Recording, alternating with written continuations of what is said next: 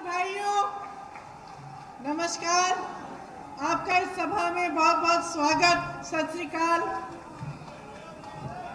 हर्षवर्धन सबकाल जी, तजिंदर सिंह भुट्टो जी, बिट्टू जी, कुशलदीप ढिल्लों जी, अजय पाल सिंह सांधू जी, दर्शन सिंह जी, पवन गोयल जी, उपेंद्र शर्मा जी और करण कौर बरार जी, आप सबका भी इस सभा में बहुत बहुत स्वागत।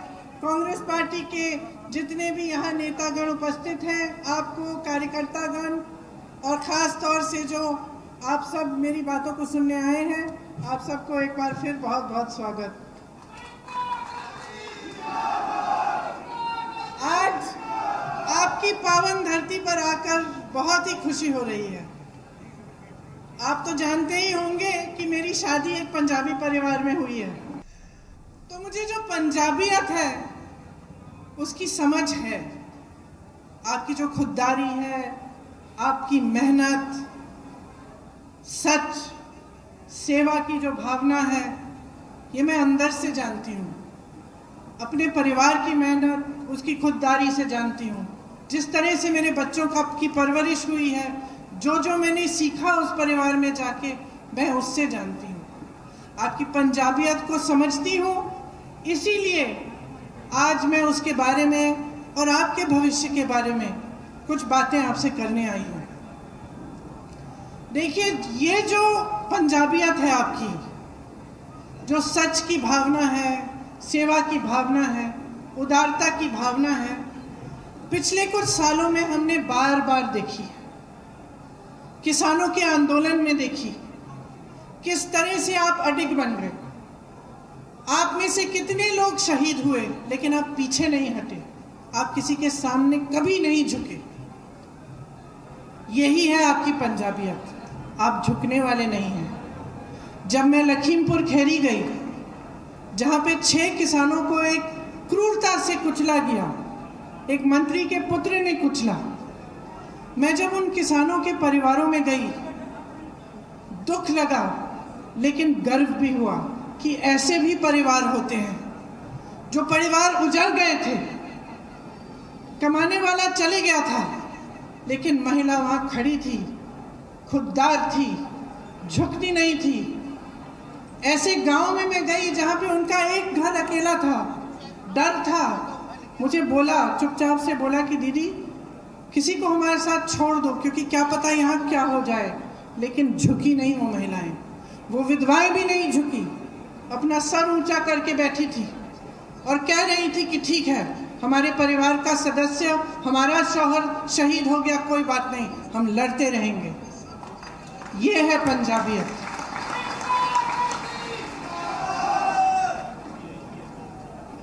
यहां पर आज चुनाव चल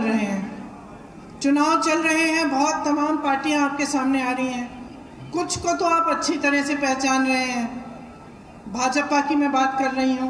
आपने खुद देखा कि आपने कितना आंदोलन किया, आपने कितनी आवाज उठाई, लेकिन किसी ने सुनवाई नहीं की, तो उनकी तो बात ही नहीं करते। उन्हें आप अच्छी तरह से पहचानते हैं। लेकिन यहाँ एक और राजनीतिक दल है जो दिल्ली से आया है।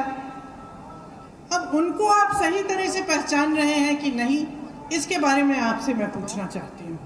देखिए, आपके सामने दिल्ली का मॉडल दिखाया जाता है बड़े बड़े विज्ञापनों पे, और आपके पास लोग आकर प्रचार करते हैं कि दिल्ली का मॉडल देखिए, दिल्ली की सरकार देखिए। मत भूलिए मेरे भाइयों और बहनों, एक बार पहले एक ऐसे मॉडल का प्रचार हुआ था 2014 में, जब भाजपा की केंद्र में सरकार बनी थी, तो गुजरात मॉडल के आधार पे बनी थी। उसी तरह से जिस तरह आपके सामने आज प्रचार हो रहा है, बड़े बड़े विज्ञापन थे, इतना विकास हुआ है गुजरात में, बिजनेस आसान हो गया है, गरीब नहीं है, सब अमीर हो रहे हैं, सब खुशहाल हैं, किसान खुशहाल है, रोजगार ही रोजगार है। और क्या हुआ? वो मॉडल सिर्फ विज्ञापनों में था। आपको एक ऐसी सरकार मिली जिसमें रोजगार घटे, आपको एक ऐसी सरकार मिली जिसने किसानों को कुचल डाला, एक ऐसी सरकार मिली जिसने शिक्षा, सेहत के कोई संस्थान नहीं बनाए। और दिल्ली की असलियत भी अलग नहीं है।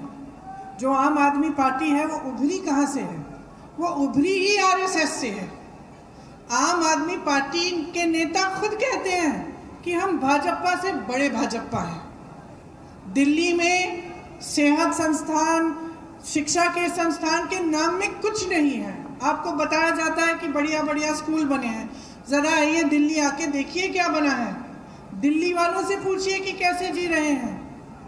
तो आज का जो माहौल है, आज जो आप परिस्थितियां देख रहे हैं, इसमें आपको जो राजनीतिक दल हैं, जो नेता हैं, इनकी असलियत पहचानने की बहुत ही महत्वपूर्ण ज़रूरत है।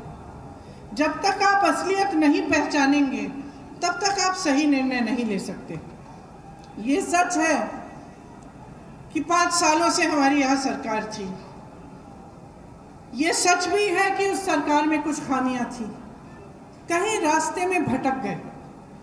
वो सरकार पंजाब से चलनी बंद हो गई, वो सरकार दिल्ली से चलने लगी, और दिल्ली में भी कांग्रेस पार्टी से नहीं लेकिन भाजपा और भाजपा की सरकार द्वारा चल रही थी। वो जो छुपी हुई साठगांठ थी वो आज खुले में आ गई है। इसीलिए हमें वो सरकार बदलनी पड़ी, इसीलिए हमें एक नई राजनीति आपके सामने लानी पड़ी। हम आपकी आवाज़ सुन रहे थे, हम जान रहे थे कि कुछ गलत हो रहा है। उसको ठीक करने के लिए एक नई राजनीति आपके सामने आई। उस नई राजनीति में आपको एक ऐसे इंसान, एक ऐसे शख्स मिले, चरणजीत सिंह चन्नी जी, जो आप में से उभरे, जो आपकी तरह हैं। एक गरीब परिवार के मुख्यमंत्री जिन्होंने आपके लिए 100-150 दिनों में ही इतना कुछ कर डाला, क्योंकि वो आपकी समस्याओं को समझते हैं। वो जानते हैं कि पंजाब की सरकार पंजाब से चलनी चाहिए। अगर आप आम आदमी की सरकार को देखें, वो सरकार जो आज भी जितने भी आप विज्ञापन देखते हैं उसमें किसका चेहरा दिखता है? केजरीवाल जी का चेहरा दिखता है, एक ही नेता का चेहरा दिखता है। क्यों? क्योंकि अगर सरकार बनेगी यहाँ तो वहाँ से चलेगी। कोई फर्क नहीं होगा किसी भाजपा की सरकार में और इनमें, ये भी दिल्ली से ही चलाई जाएगी, आपके लिए नहीं चलेगी। आपको बताया जाता है कि बहुत उपलब्धियां हैं इस सरकार की, लेकिन कोविड के समय देखिए क्या हुआ। ऑक्सीजन की कमी थी, अस्पताल भर गए थे, कुछ नहीं, नए अस्पताल, नई स्वास्थ्य सुविधाएं नहीं बनाई, जांचों में घोटाले थे, मृत्यु के आंकड़ों में घोटाले थे। हर तरह से, हर तरफ से जब आप देखें तो वहाँ की सरकार विफल हुई है। क्या आप ऐसी सरकार अपने पंजाब में भी चाहते हैं? या आप एक ऐसी सरकार चाहते हैं जो अपनी गलतियों को समझते हुए लेकिन एक नई राजनीति को उभारे? आपने देखा है कि मात्र 100-150 दिनों में कितना काम किया गया है।